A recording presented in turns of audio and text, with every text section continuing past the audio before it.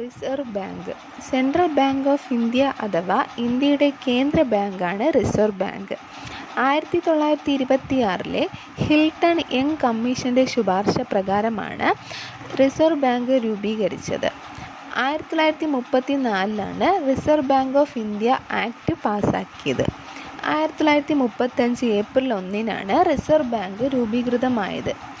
5 കോടി രൂപയായിരുന്നു റിസർവ് ബാങ്കിൻ്റെ സ്ഥാപിത മൂലധനം. 1949 ജനുവരി 1 റിസർവ് ബാങ്ക് ദേശസാൽക്കരിച്ചു.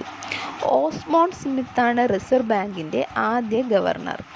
CD ദേശ്മുഖാണ് റിസർവ് ബാങ്കിൻ്റെ ഇന്ത്യക്കാരനായ ആദ്യ ഗവർണർ. റിസർവ് ബാങ്ക് ഗവർണറെ നിയമിക്കുന്നത് കേന്ദ്ര സർക്കാരാണ്. കറൻസി നോട്ടിൽ ഒപ്പിടുന്നത് റിസർവ് ബാങ്ക് ഗവർണറാണ്. 1 രൂപ നോട്ടിൽ ഒപ്പിടുന്നത് കേന്ദ്ര ധനകാര്യ സെക്രട്ടറിയാണ്.